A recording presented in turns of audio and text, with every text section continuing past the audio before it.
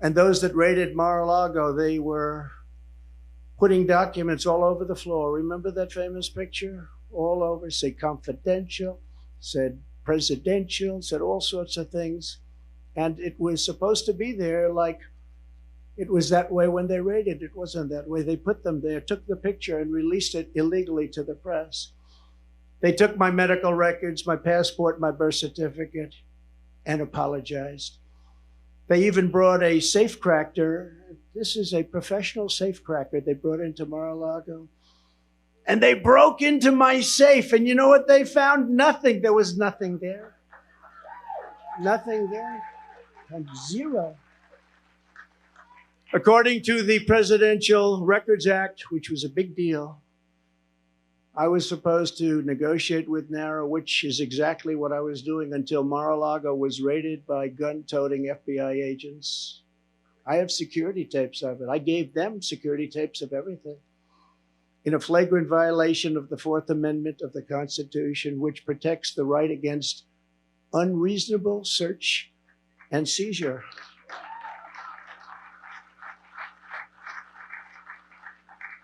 And Sebastian, you covered very well, I must say. Very well. I'm not the one who thinks I'm above the law. I'm the one that followed the law. I'm the only one. It's Joe Biden and his corrupt Department of Injustice who think they are above the law. Never before have the two standards of justice in our country been more starkly revealed.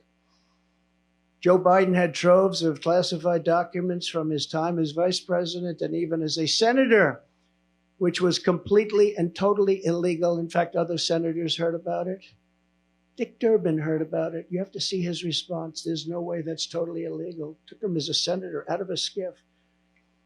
They were shocked when they found out. They actually thought it was impossible to do.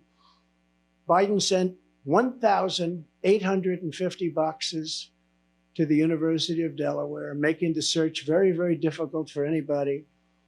And he refuses to give them up, and he refuses to let people even look at them. And then they say how he's behaving so nicely. Many of Biden's classified documents were in Chinatown, D.C., Chinatown, which is shocking considering his family receives so much money from China. I wonder how many times the friends of ours from China reviewed those documents. Chinatown, D.C. Others were unsecured at his so-called Penn Biden Center in Washington, which paid Biden approximately $1 million a year. The money supposedly coming from China, and still other classified documents were strewn all over his garage floor, where his now famous Corvette is stored. He's so proud of that car. There was no security, and the door was left open most of the time. It was open. All of those classified documents, all of those documents strewn all over the floor, piled up like junk. Unlike me, who had absolute declassification authority as president, Joe Biden as vice president had no authority to declassify and no right to possess the documents. He had no right. Instead of falling under the Presidential Records Act, Biden's actions fell under a much stricter Federal Records Act, which has very, very tough criminal penalties. Yet nothing happens to Crooked Joe. Nothing happened. Have you heard anything about the big search for his documents? No, only me. Most and famously of all, Hillary Clinton set up an illegal private server in her basement. You never heard this story. With the deliberate intention of violating public information laws so she could hide her pay-for-play scandals at the Clinton foundations or whatever. Hillary stored vast quantities of classified and sensitive information on her illicit server. Some of it happened to leak. It leaked into Anthony Weiner's computer. Remember Anthony Weiner? Into his computer. You don't want to be on his computer.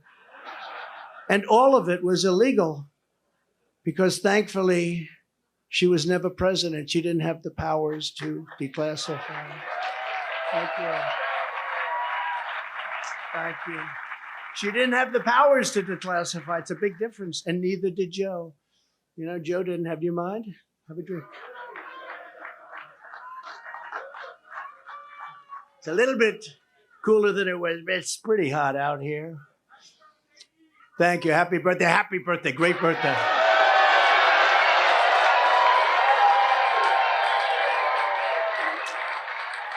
Nice birthday, isn't it?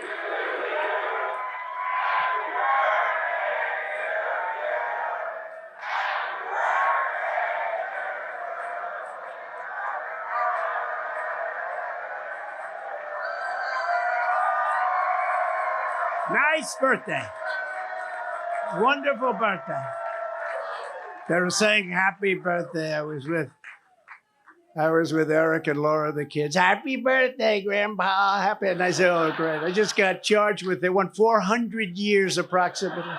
If you add them all up, a fake 400 years. Oh, thank you, darling. That's so nice. It's a wonderful birthday. We're going to make it into the greatest birthday of all. We'll make it into the greatest of all. When caught, Hillary then deleted and acid washed. Nobody does that because of the expense, but it's pretty conclusive. 33,000 emails in defiance of a congressional subpoena. Already launched. The subpoena was there, and she decided to delete, acid wash, and then smash and destroy her cell phones with a hammer. And then they say, I participated in obstruction? No, think of it. That's called obstruction. There's never been obstruction as grave as that. She did this in the face of everything, and yet nobody did anything about it.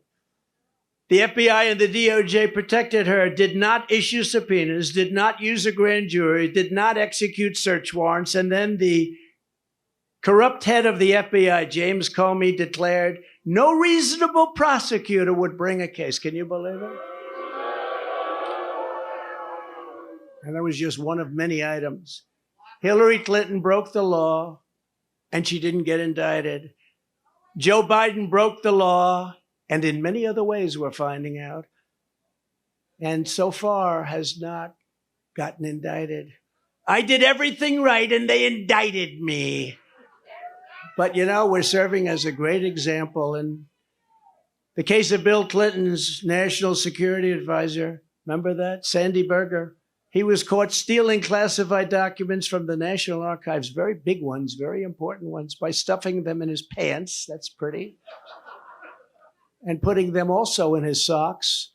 And he destroyed them and cut the tape with scissors, cut them all up. What Berger did was highly illegal, but he was given nothing, no jail time, nothing happened. There are countless other examples. Bill Clinton, who I happen to like, hard to believe, right? Before I did this, I was actually quite friendly with him.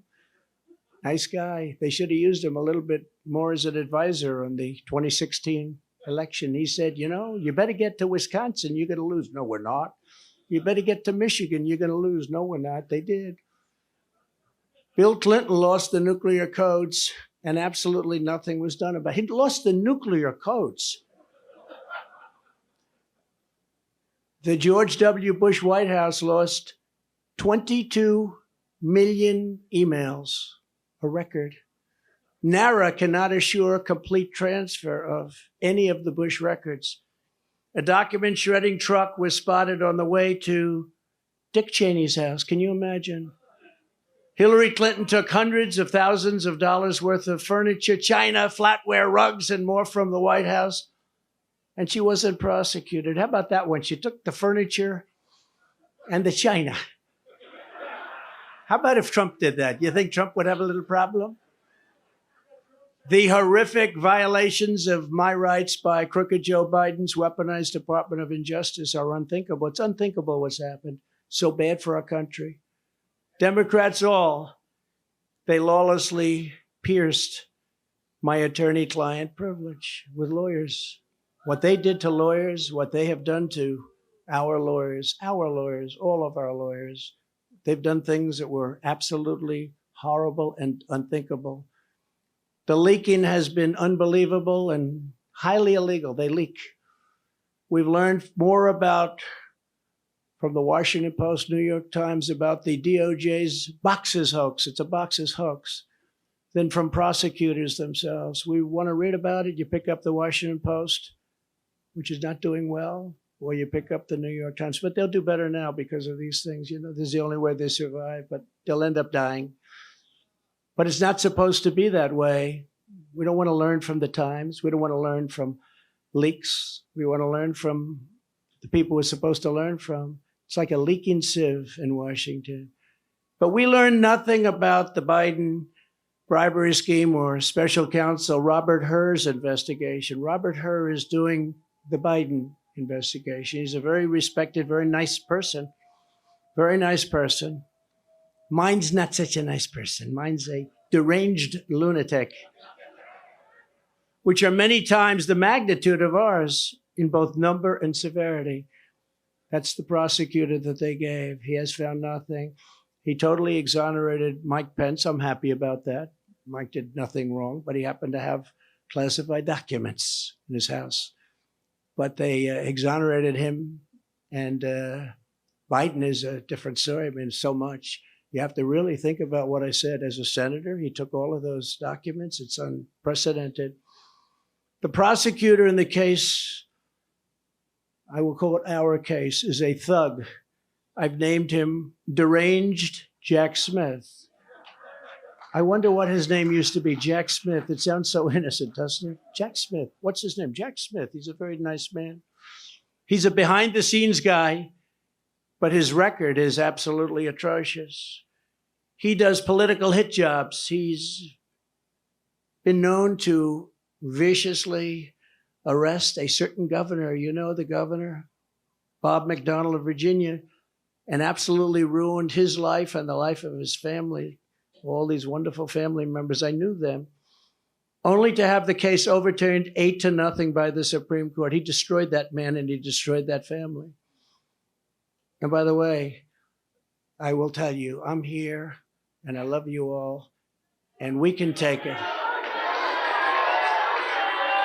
But what these thugs have done to my family is a disgrace. I will tell you that. I say it to all of the fake news because there's a lot of it back there.